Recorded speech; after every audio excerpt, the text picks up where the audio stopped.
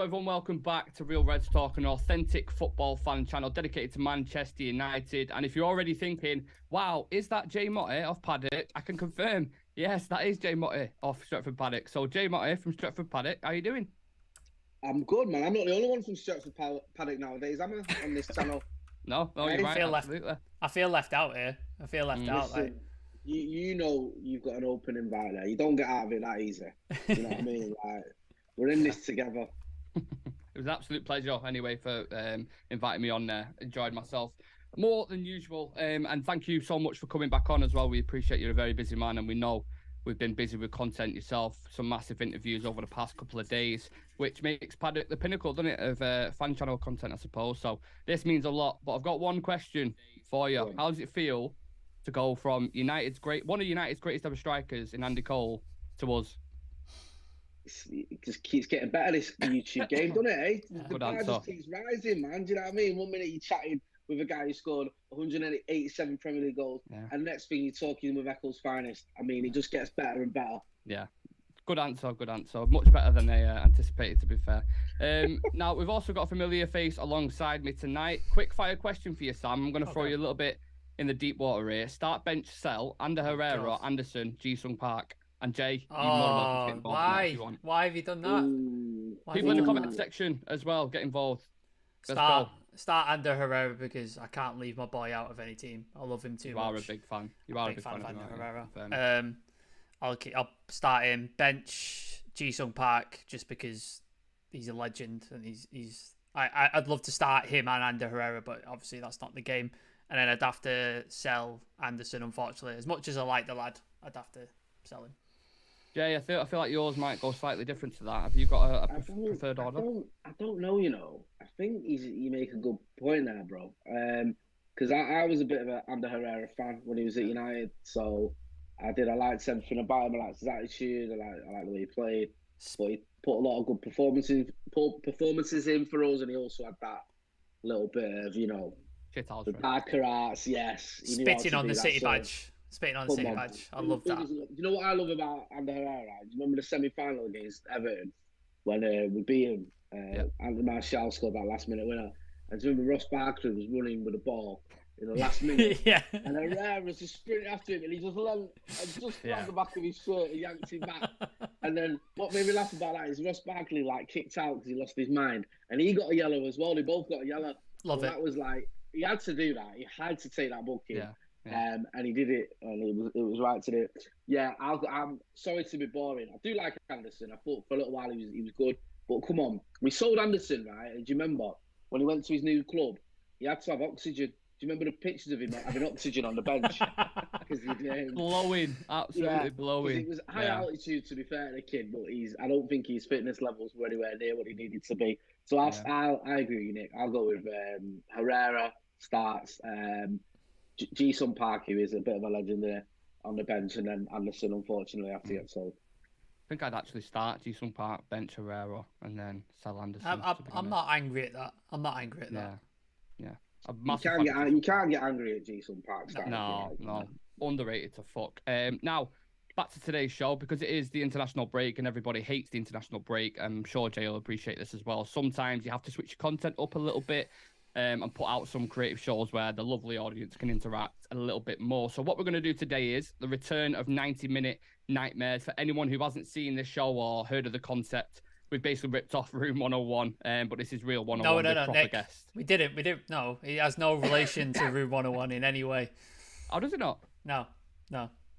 Oh, wait, is that allegedly? Is that what we're going allegedly, with? yeah. Let's not go George Orwell can't sue you. Oh, yeah. Allegedly. I was thinking the BBC more than anything. Yeah. They can't. They don't own that anyway. They got it off 1984. Yeah, fair enough. Is it 1984? Yeah, it's 1984, isn't it? So, fuck the BBC anyway, not ask about him. Totally nonsense. If you don't see me though, I'll be on Talking Balls on the BBC very soon. Your mate's all right, Gaz Drinkwater. I like him. He's fine. He's all right. I'm only joking. Listen, I don't work for the BBC. I do the odd thing on there, but yeah, I've got no skin in that game. No. Yeah, I'm sure the BBC won't be watching this anyway. We'll be absolutely fine. Anyway, back to the concept. Each guest brings 3 things that give them 90-minute nightmares. and I get to decide whether they get sent off or whether to play on. So I'm not going to spend any more time waffling. Viewers, please do put your nightmares in the comments section as well as we dive into this. And we'll start with Sir J. Motty of Salford. What are you going to put as your first 90-minute induction? Right, I'm just going. I wanted to go into my list in order. I gave you my thing here is this Hall of Fame, right? Okay. Premier League Hall of Fame. My 90-minute nightmare is certain players who miss out, right? Because I just wanted to look at it. The Premier League Hall of Fame, like, came out, didn't it, a few years ago? And listen, we all know why Giggsy didn't make it. We don't need to go into that. Yeah. But there was players in there, like, they started adding players, didn't they? And then, you know, people going, oh, how come he's in and how come he's in and how come he's not?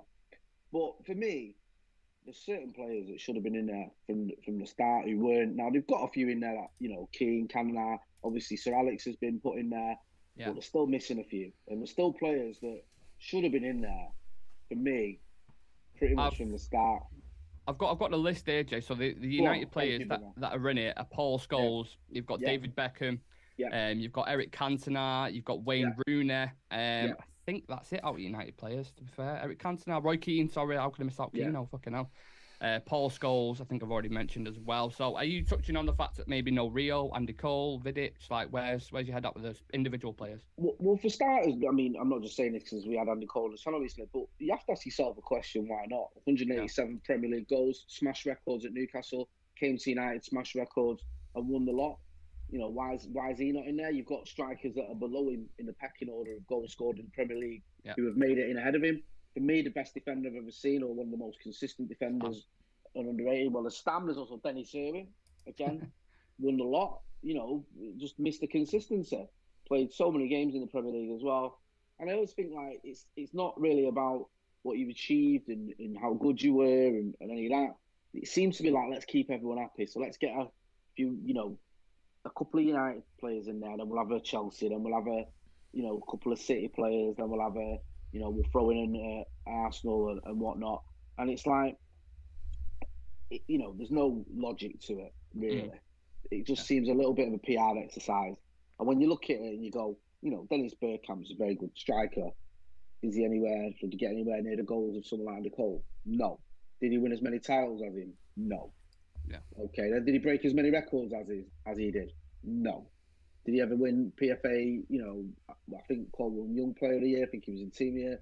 There's so many metrics you can measure it by where you go, okay, why is he in there and others aren't? And like some of them I get, I understand, like Vincent Kompany, I'm not his biggest fan, obviously City player, but I understand why he's in there. City captain them for, I think, was it 3 or 4 league titles, scored some important goals as well as being a good defender. There's no arguments there. It just seems a little bit like, really? With some of them? Like, were they really that good? Do you know what I mean? And I think for the younger fans as well, people use it or they look at it and they go, well, he can't be that good. So-and-so was in the Premier League Hall of Fame above him. And I think, nah, it's just PR, man. It's not based on merit or goals or how many good games you had. It's, who do we need to balance it out with now? Right, we've had a few United, let's get an Arsenal in, let's get a Chelsea in, let's get a City in. It's a load of nonsense, really. It's what we see a lot in it with these kind of public votes and all that kind of crap. It happens a lot. They always go for certain reasons why this player should be in it, rather than actual merits and goals, etc. Sam, any thoughts on the Premier League Hall of Fame? Yeah, I'm in agreement with Jay, but to play devil's advocate, and I know Jay might not like me for this, but I think if they did it legit way and like, right, who's won the most, who's done this and this, it would just be United play, wouldn't it? It just forever and ever and ever till we got to Arsenal, City, etc. And people would just be turned off by it because everybody hates us anyway, don't they? Like, everybody dislikes us anyway. Because... I agree with you, but I'm struggling to see a flaw. No, I'm not saying, not for me personally, but I'm saying they want to appeal to everybody who fans of the Premier League. Basically, they're not. It's not a United Hall of Fame as sad as it should be, because if you do it right, it would be.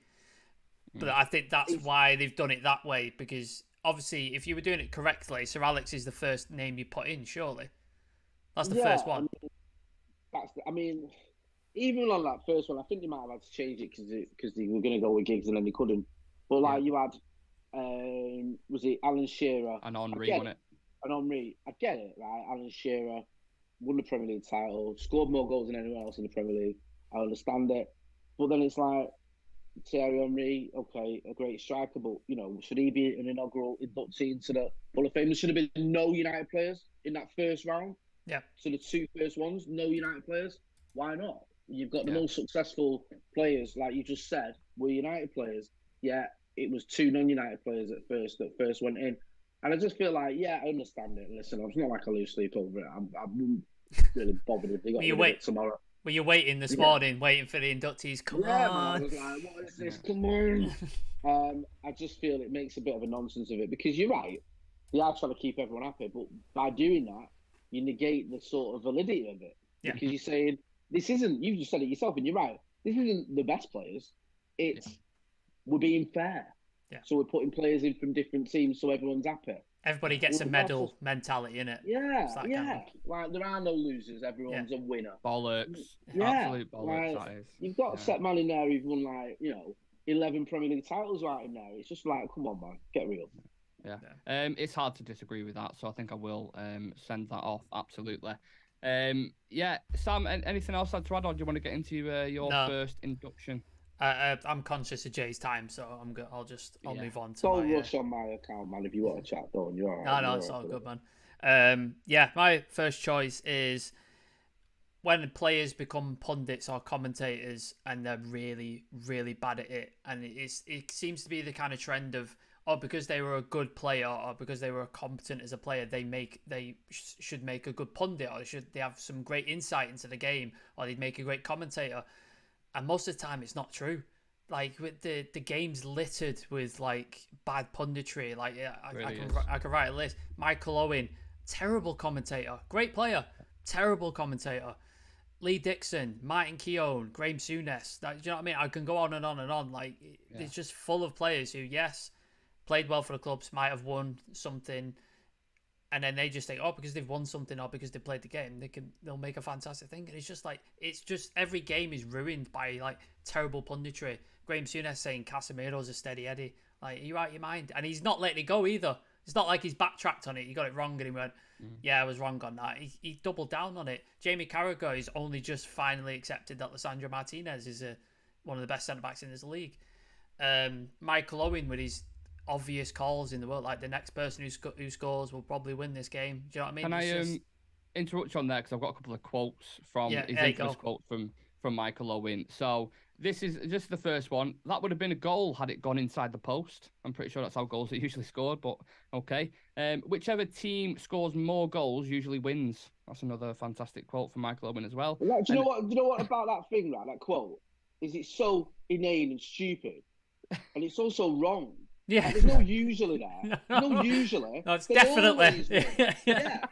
It's not if you score more goals than the opposition, you usually win. There's never been a game in the history of football where the team that scored the most goals hasn't won. Yeah. It's not like now and again you'll have a game where United might score 4, City score 3, and City win. Yeah. It's never happened. No. What are you on about? So not only is he coming out with just proper banal things, he's also getting it wrong. Yeah. It's mental. Yeah. And then the last one, if there's a bit of rain about, it makes the surface wet. That's what I call it. Thank you, Mr. Science. Tell me some more. The attention to detail is... Do you reckon he wrote, when he was writing his... I don't even know if he writes commentary notes, to be honest with you, but do you reckon he was writing his commentary notes? That's a good one, I'll write that down. He definitely doesn't write. I think if he does write his notes, he probably writes them in crayon on the back of Rio Ferdinand's head or something. Do you know what I mean? It's so infuriating. And do you know what as well? This, it might be seen as rose-tinted, red-tinted glasses because I'm a United fan, but the best pundits seem to have come out of United. Rio Ferdinand, very good pundit. Gary Neville, excellent, very good pundit, even though sometimes I think he goes too far on the neutrality thing, and it becomes a bit annoying. I've turned off Gary Neville a bit. I agree with you on that, because I think he's got his political career to think of, hasn't he? Yeah, he really seems to want to keep the Scousers and the City fans happy. Yeah, almost a little bit OTT with it. And I don't mind someone being critical of United. Keano can be critical of United. Yeah, and let's face facts. For about 5 of the last 9 seasons, we've been poor. So we've warranted a lot of criticism, and I don't expect someone to sit there after we've just been battered, going, well, United were meant today. It's not MUTV. No. So I get all that. But then, I agree, Neville sometimes, he overcooks it when he's praising other teams. And he undercooks it when he's either praising United, or he overdoes it when he's criticising United. And you don't see Carragher doing that with Liverpool. Like, his colours are nailed to the mast. He's fully up front. Like, I like Liverpool, and he's not ashamed of it. And I don't understand why Gary Neville can't do the same thing. And it's baffling to me. The thing is with Michael Owen in particular, just going back to him, if he was a packet of crisp, he'd be fucking ready salted. The guy is just so boring. If he was fucking drink water, he'd be tap water. If he was a politician, he'd be fucking Gordon Brown. He's just so plain. I can't listen to him on a thing, and I don't know why. I think he's only got in that position because of what he's doing. That's what I'm saying. All these players. If he went for the job, like, obviously I know a lot of them are ex-players and stuff, but if he just went for it and he put in, he was like, right, showcase what you've got, showcase your analysis, your skills, your research. Some of the dribble that he did, you'd be like, no, I'm sorry, mate, you can't. Like, there's no way we can hire you because you're just absolutely dog shit. So yeah, out of the names that is named there, Jay, which one, if you was to do a tier list, which one would you say is the worst from to best, or slightly average, let's say? I think some of the ones that go on Talk Sport do me in, because I think, like with Souness, he was a bit of a thug, but he won a lot. So I can sort of go, okay, this guy's chatting rubbish, but he's won a lot. Michael Owen won a Ballon d'Or, scored, a few goals when he was younger, especially. So you kind of might not respect them as pundits, but you can understand why they're there. Because you go, okay, this guy has won a lot, he has got some insight, Graham Souness has managed a lot.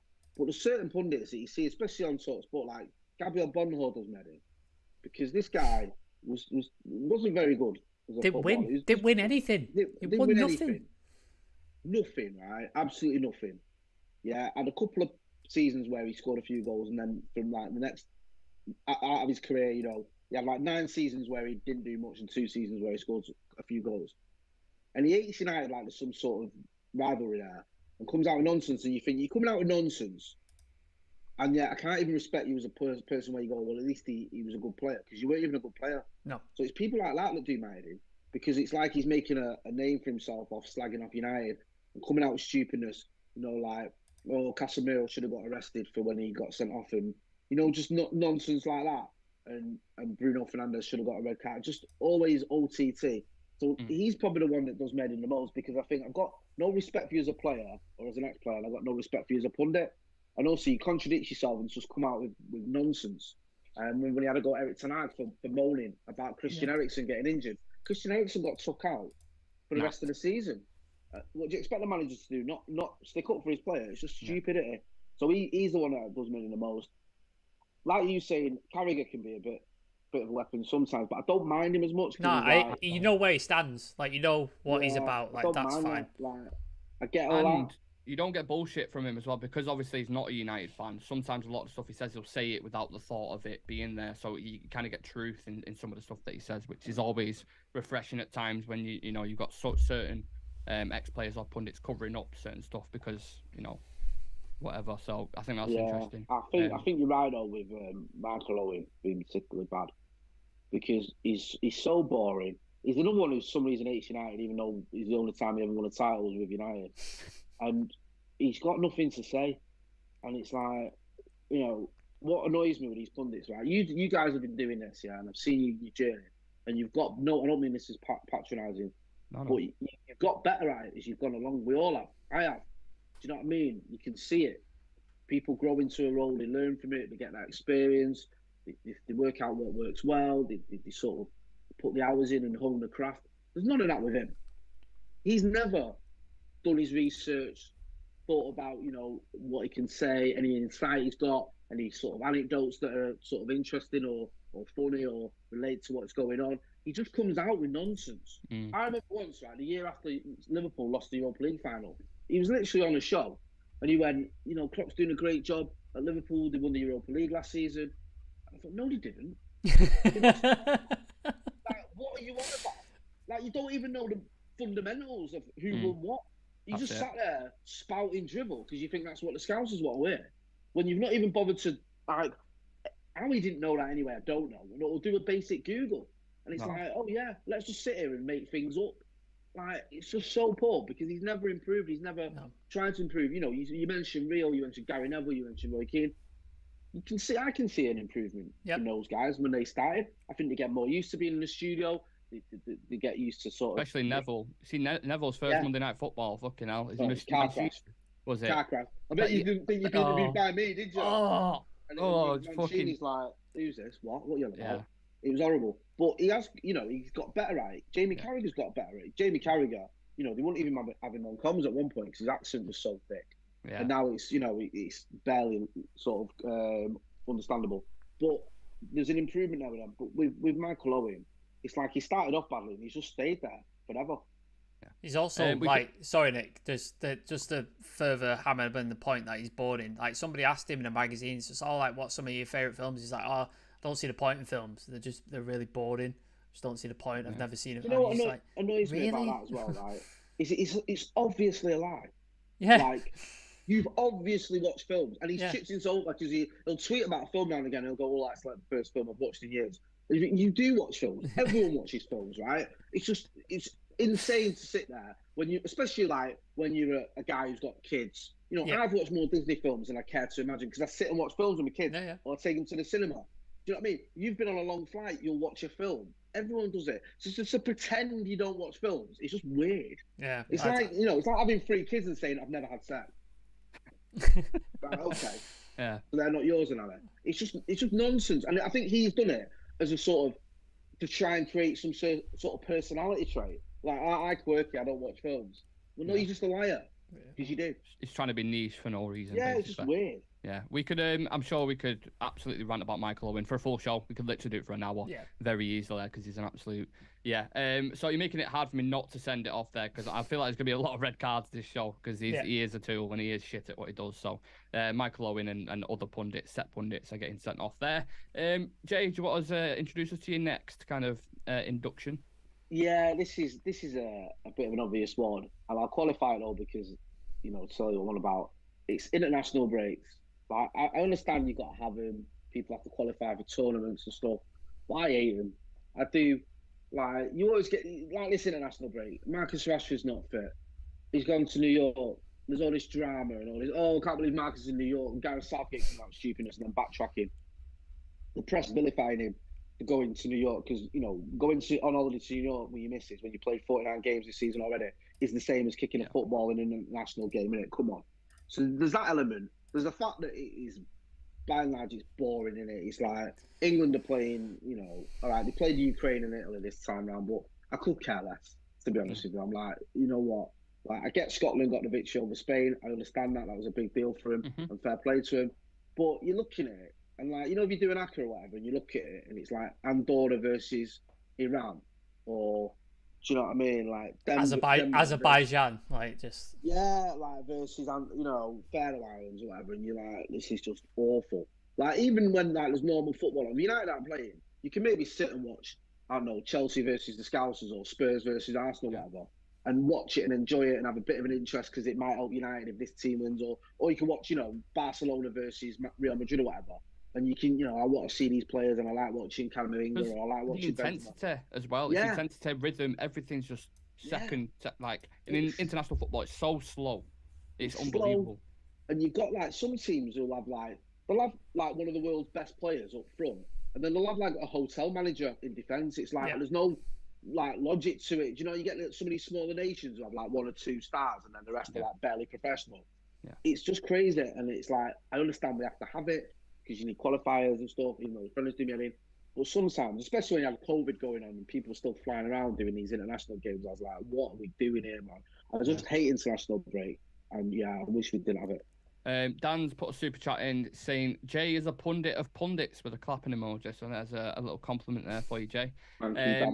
Yeah, international breaks. This is one I'm not even going to debate whether or not I can send it off. I fucking hate international breaks. It's the most mundane, boring, pointless 14 days of shit football you'll ever get. It breaks up momentum as well from the big leagues, you know, and every time you watch England, especially like regardless of the talent that we possess, it always feels like it's going to crumble in the big moments. So my hope with England, Sam, you saw what I was like in the World Cup. I was all fully behind it, and I was like, no, don't worry about it, blah blah, what do we do? Bottle it again. bottle it again. I've had enough. I'm absolutely done with it. I've got 7 years on you, Nick, like, as you know, and I've seen too many England things go this way. It's the same every year. Promise, breeze through the qualifying, get to the tournament, choke, go out. Yeah. Every time. And I understand your enthusiasm and your getting up for it, but especially under Southgate, it's not going to change. It's going to be the same way for the next however many tournaments he's there. There's a question in the chat, Jay. What is your opinion on Southgate? Be interesting to get your opinion, as it's very divided on our channel. Because obviously Nick was very Southgate pro. He's probably not so much anymore. I'm very anti-Southgate. There's a couple of lads who are very pro Southgate, etc. Yeah, listen, for starters, I'll give him some credit, getting to a final and getting to a semi-final World Cup. I think he's the most successful England manager in terms of big tournaments since Sir Alf Ramsey. So credit where it's due. But I think if you look at those games and what's going on, those tournaments were there for the taking. I think the Croatia game in the World Cup, when we went 1-0 up after Trippier scored that goal, I think England could have won that game. And I think he showed a bit of naivety, not responding to how Croatia were getting out, especially down the wings. And then the France game, criminal. Absolutely criminal, man. Do not get me started on that game. Marcus Rashford, who was on fire, gets 5 minutes in that game. And you're letting Raheem Sterling come on first, who'd been on a plane for 2 days out of the last 4 and hadn't trained. Like what? And also, you're taking off Bukayo Saka, who's tearing the French a new one.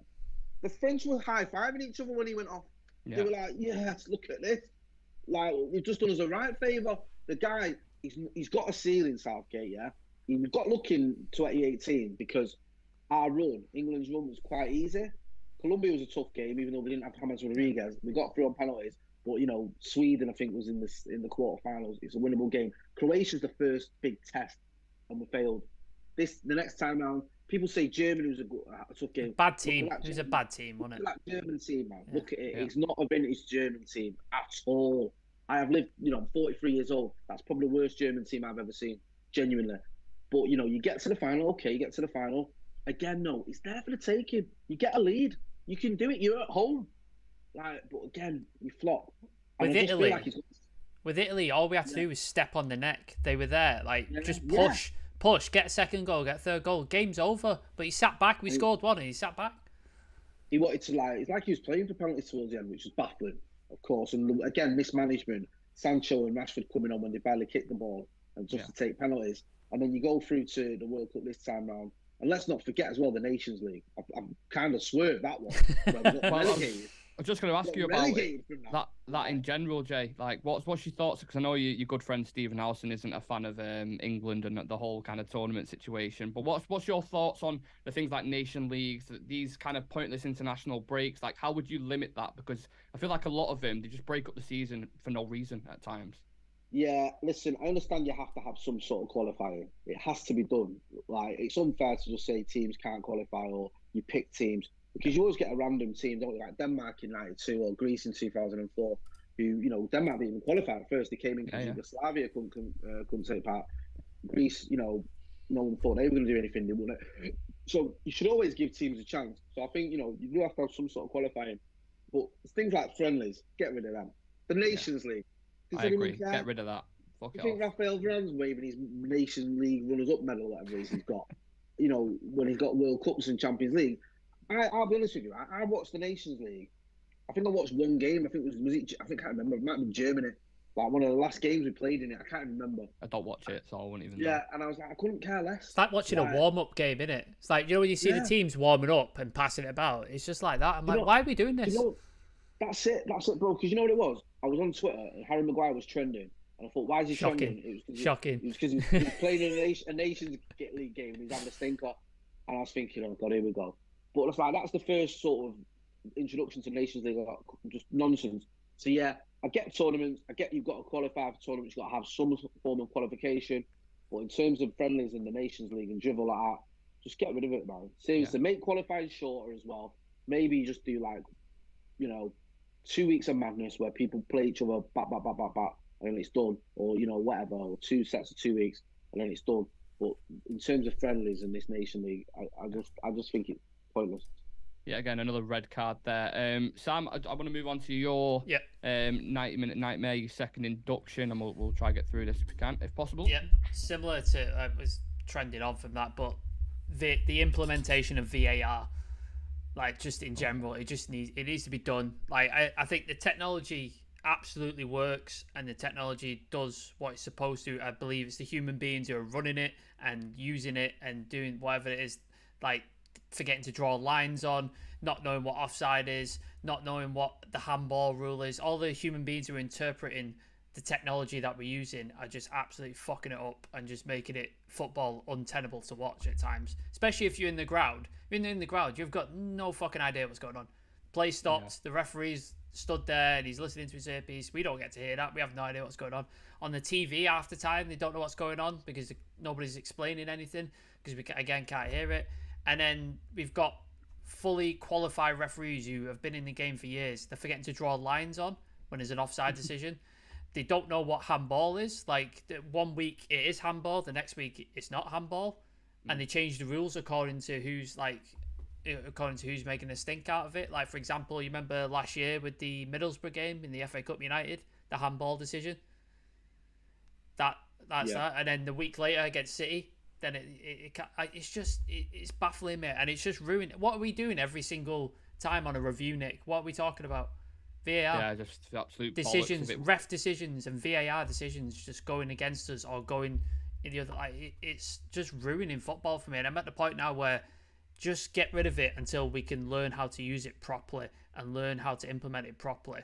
Because at this point, it's just making a mockery of football, and I'm just not enjoying it when it gets involved. So I just think it needs to be sent off.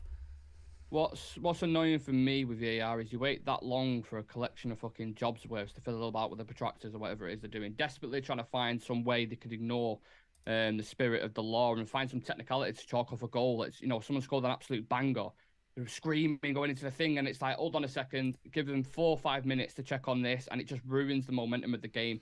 And it's weird because I thought with the World Cup, with the semi-automated offside decision, sped up quite a bit, I thought, and I was liking the decision making, and I like how it was going. And then you revert back to the Premier League now and domestic cup games and stuff, and it just feels like it's back to where it was. It still feels like it's got loads of teething issues. Still feels like it's not being processed how it should be done. So I don't know if I would red card the motion of VAR itself, because VAR, I think it can be. I think VAR as a tool is fine. It's the people. What I want to send off is the people using it, because they clearly don't know what they're doing. They don't know how to use it. They haven't been trained properly, or they're just blatantly ignoring whatever instruction they've had on how to use it, because it's not being used in the correct way. So it's the people running it. That's what I want to get rid of. VAR as itself is just a tool. It's like a hammer. You can't ban hammers because somebody bashed somebody's head in. Do you know what I mean? It's the person that's doing it. That's my issue with it. No, I'll take your point. Didn't an official come out recently? Was it Lee Mason? Something over a VAR decision, and I think he ended up leaving his position, something along the lines of that. I'm not sure. Jay, thoughts on VAR? How it's Nah, I'm with you boys, but I'd actually go on further, mate, and I'd just only have it for the offsides. And I'll explain myself, because the offsides is a little bit more. If it's done properly, again, you're right about the fact that it's human error. But with an offside, you can you can draw the lines and you go, that is offside, right? That is as sure as the day is long. By the interpretation of the rules, and I know it can be annoying when it's like someone's armpit or whatever, but my man's offside. The problem you've got with VAR is, and I've seen this time and time again, I'll give you an example. Nick Pope against Wolves, right? He clatters Jimenez, right? It's a red card and a penalty all day long. The referee's looking at it. He don't give it. Now, I don't know, but I think the referee's looking at it going, I'm not sure. Looks like it is one. I won't give it, and if it is, VAR will pull me up. The guys in the VAR room are going, well, the ref's not give it. It's not clear and obvious error. We'll leave it. So you're counteracting each other, because he should have given a penalty and he's not, because he's waiting for VAR. And VAR isn't going to give a penalty because they think, well, he's not giving it and he's seen it, so we'll go with him. The handball at Old Trafford against Southampton, I think it was. Again, Anthony Taylor's looking right at it. Don't give an handball. The VAR don't call it up. Why? And I think it's stopping referees making decisions. I think if you took VAR away, you went, there's no VAR on offsides. The referee has to make a decision. And you know what, right? VAR is not infallible. Casemiro got sent off against Crystal Palace for gripping up Will Hughes by the collar. In the same melee, I think it was Gabriel grips up Fred. Doesn't get a red card. So there's errors all over the gaff, even with the people that are looking at it. They're choosing that one, not choosing that one. That's a red card that isn't. Why have you not picked out?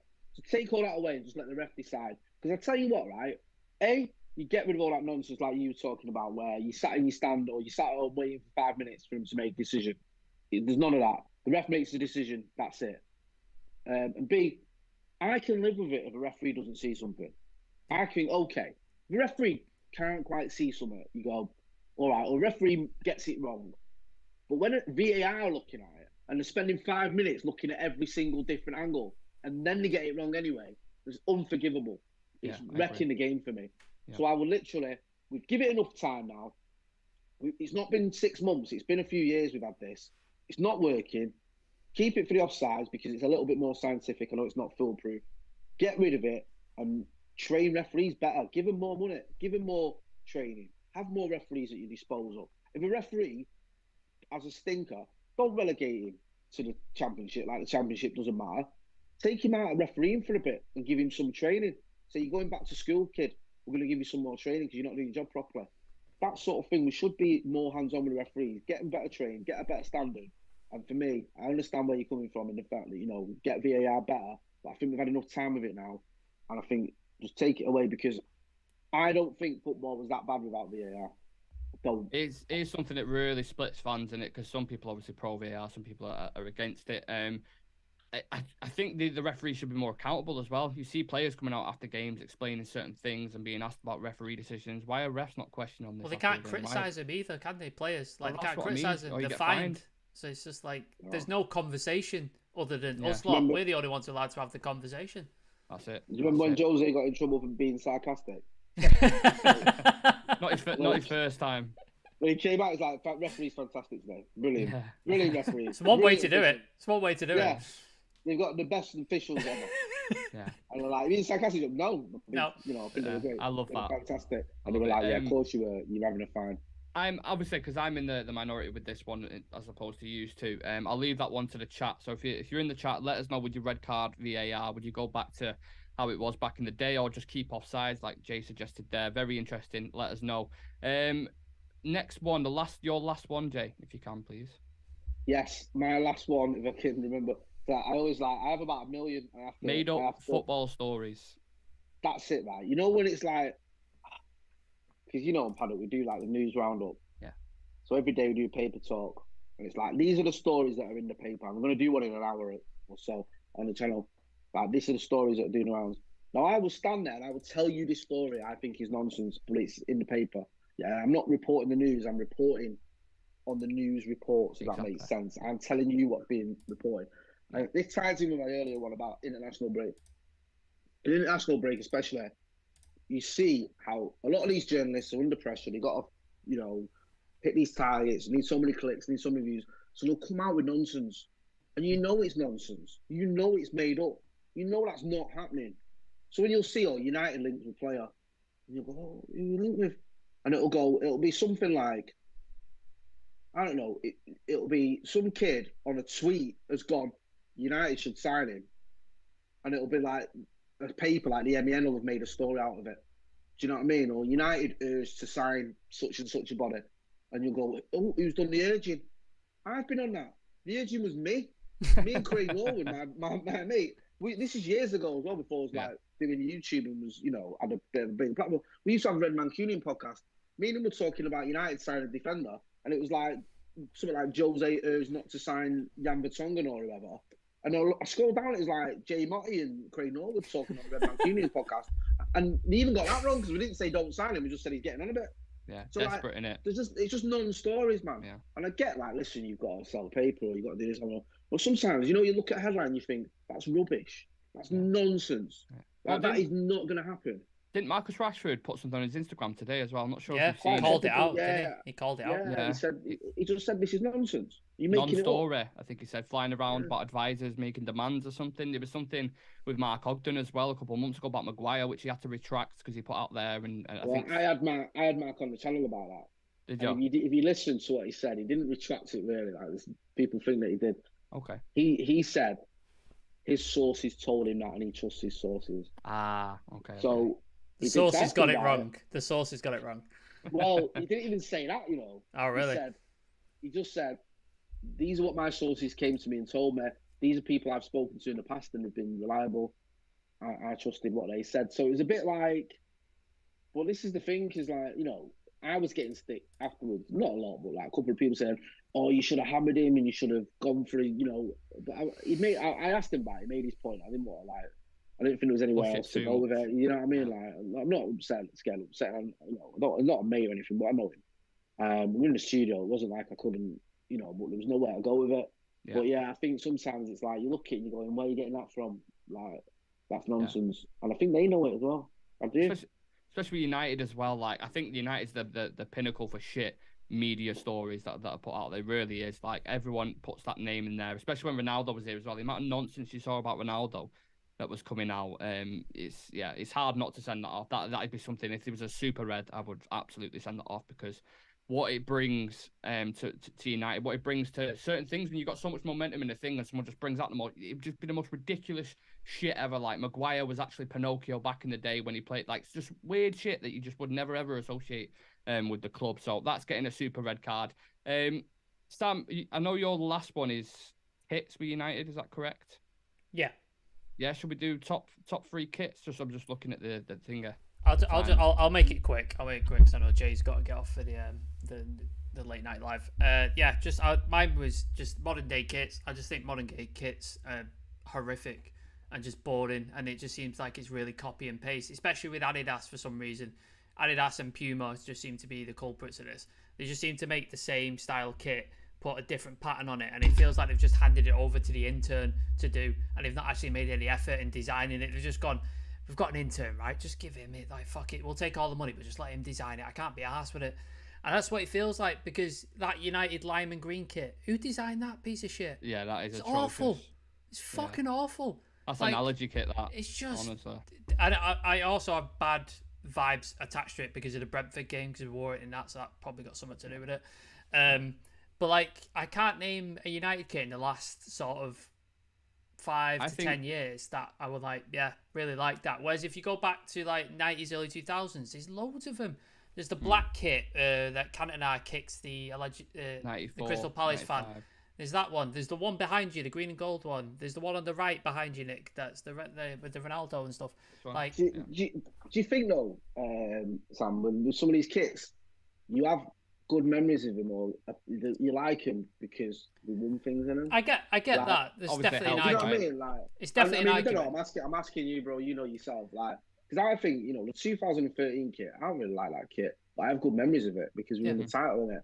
And I look at it, and when I look at it, I get happy feelings. It's like, oh, it's really Van Persie. Do you know what I mean? Sometimes I feel like, because especially when you look like a lot of these kits, you know, we've seen us lose so many semi-finals in and lose the Europa League final, finish 6th, you know what I mean? Finish 19 points behind City or whatever, and you're like, oh, what, that kit? Nah, man. It's just, I think... I do hear you. I think, like you said, the Van Persie one, is it the tartan... Yeah, the sort of Gingham I didn't like it, but you're right. Like, it's positive vibes associated to it. But there has been kits when we haven't been good that I've liked. Like, my brother bought me a kit, the black one, the tiger camo. I got Bruno. Like 18, I think. Yeah, like that. I like that kit. That's a nice kit. It's not the best kit, but it's a nice kit. I liked it. So I think it's just the effort that goes into designs. And I just feel like that's why retro kits are so popular nowadays, because we want to go back to that. We want to be like, oh, look at how much effort they put into this. Look at the bit of collar detail, a bit of... There's just more effort put into it. And nowadays, I just feel like they're just... Well, people are going to buy it anyway, so just fucking make whatever on it. Who cares? And they just put it out, and it's just... It's so boring. As a kid, and it might go back to the nostalgia, you used to get excited. It's, oh, what's the kit going to look like? And now I'm just like, I don't care. It's going to be shit. I know it's going to be shit. Yeah. Yeah, I think United kits have been shit since, like, in my personal opinion, since 2008. Like I said, that kit behind me there, everything below that, and especially the 90s, which is weird because I'm not really a 90s kid. I was, 5 years old when we won the treble, but the 90s kits for me were absolutely gorgeous when you go back. Like, yeah, I look at the ones from probably, like you said, 2013 onwards, especially with the Chevrolet sponsor, and I'm just like, it just does not interest me whatsoever. I think a lot of them are absolutely fucking horrendous. So, again, hard to disagree with that. What I wanted to ask was, Jay, have you got a top 3 kits or a top specific kit in mind? Top 3 kits, for me, I'm just trying to think. again, it goes back to memory, nostalgia, memory. what we've I won. quite like the one with the Umbro down the sleeves that we won the title in '99. The zip with the zip in the middle. Yeah, I like the Eric Cantona one where he got attacked at Sellers Park by that fan headbutt in his boots. Disgusting. Everyone was lucky to get out there alive. They could have broke his ankles. Yeah. I like that one. I'm trying to think which one's really sort of the great kit. The great kit. Yeah. I do like the first. Just from the memories for me, the first Premier League kit with the laces in. 92, 93. Yeah. I used to have that, and it was new, like different to have lace in it. So yeah, I like that, man. That was a good one. Yeah, I like him. Sam, do you want to throw 2 more in there, and then we can wrap the show up? Yeah, the eye being sent off, shit kits. Yeah, sent off. I like the Jay mentioned, and I mentioned the black kit. Right, Cantona unfortunately had his ankle headbutted by the Crystal Palace fan. Fantastic kit. I really liked the one you've got on. I believe I've got it as well. The red one that you've got on now. Yeah, that's really nice kit. Yeah, I'm trying to think now off the top of my head. I know I'm conscious. What about the blue and white one? I think it was that was my first ever kit that I got bought legitimately. Kichelskis, wasn't it? Yeah, my mum bought me the blue and white stripe one. Got Kichelskis on the back end. Do you remember when it was like by the letter? You had to pay to print it. And Kichelskis, my mum's like, sure, I don't want Butt, sure, I don't want Gigs. Like, no, Kichelskis, that's who I want. And then I think he got transferred 2 weeks later. So that went well. Fond memories. We're talking about memories related to kits. Yeah, that's not a fond memory, is it? Mum was down, God knows how much quid in this one, and had a kit with Kichelskis and no longer play for us. So. To be fair though, I think if you still had that kit nowadays, it might sell for a few bob. Do you know what I mean? Yeah. Could be selling for a few, because I've seen them kits go for like 300 quid. So yeah, some very good choices there, some very interesting ones. As always, get your comments in the comment section. If you've got a certain specific favourite kit, make sure you smash a like on the video as well, and subscribe to the channel if you're new. I've seen a few people come over, obviously because they're probably massive fans of Jay. So if you do enjoy football content, you need something to listen to when you're on commute, in work, whatever it is, then please do consider subscribing. Yeah, I think that wraps up the show. I've sent most things off, more red cards in that fucking Fulham game. So yeah, I think we can wrap the show there, guys. Jay, as always, I appreciate you very, very busy. So I can't. Always a pleasure, lads. Keep doing what you're doing, and we'll both get you both on the channel again soon. Yeah. Take care. Yeah, enjoyed it last time. Cheers, guys. Yeah.